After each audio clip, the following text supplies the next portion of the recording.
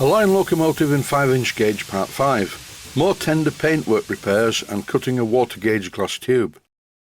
My previous attempts at colour matching were a bit of a failure. This is a very difficult colour to match. And why is that? I don't really know. Something is passing me by on this one. The problem wasn't just the colour match. The colour that I mixed was quite close, but it was a bit too glossy, and I wasn't happy with the result. The tank top covers are just secured by some brass bolts. I'm unscrewing these so I can remove the tank tops and paint them remotely from the tender. When I bought this engine, the seller said to me that the paint colour was Hammerite Smoothite dark green. I went onto Amazon and bought a tin of this paint, and I bought it in aerosol form so I'll be able to spray it.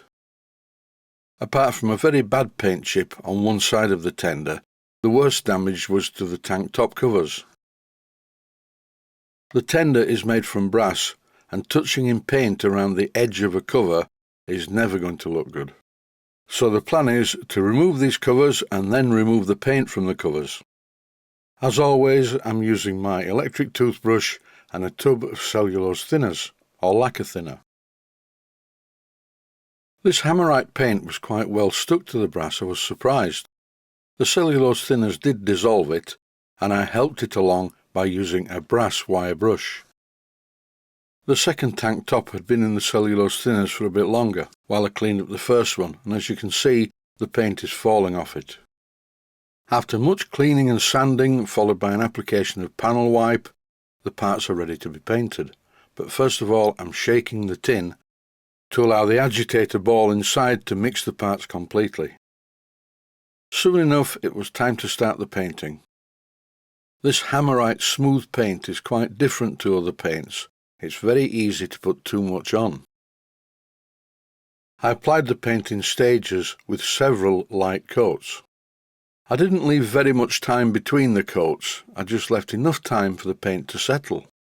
If you apply too much of this paint in one go, it builds up around the edges and doesn't look good at all. Here's a gratuitous shot of the paint drying. The paint flattened off quite a lot more before it dried. Time to go back to the rest of the job. With the covers removed, I can see in the tanks, and the tanks are very small. The entire engine is small, but the boiler is quite large for the size of the engine, and this tender would require topping up very frequently. My repair to the large paint chip on the side was quite successful, but I think it's time to rub down the paint on the side and repaint it with the spray. This aerosol can sprays very well, although it does come out at quite a rate. When I do jobs like this over existing paint, I'm always a little worried that the paint will react and bubble. But in this case, thankfully, it didn't. Here's a shot of the paint drying, and the repair is quite good.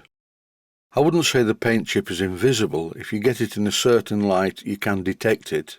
Here's the finished job. I've replaced the top tank covers, and everything seems to look quite good. Time now to remove the paint from the upper and lower water gauge fittings. I'm pouring a small amount of cellulose thinners into an aerosol top cap. And into this, I'm dropping first of all the bottom fitting, followed by the top fitting. I will leave them in the pot of cellulose thinners until the paint dissolves. In this clip, I'm cleaning the water gauge glass tube, but I'm not happy with it.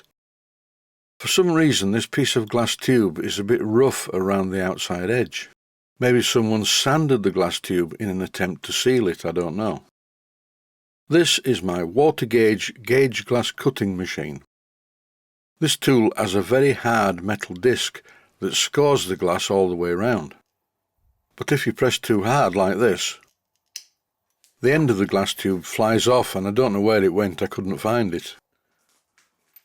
Here is a replacement glass tube for when I get round to fitting the water gauge back onto the boiler. And that's about it for this short episode. The tender repair is now successful. That's the main thing. I'd just like to say stay safe, stay well. Thanks for watching, and I hope you found it useful. Please take the time to visit my Mainsteam Models website and click on the section of the website that says Video Playlists. And by doing that, you can find other videos that you may like to watch. and by using the playlists you can actually watch the videos back to back.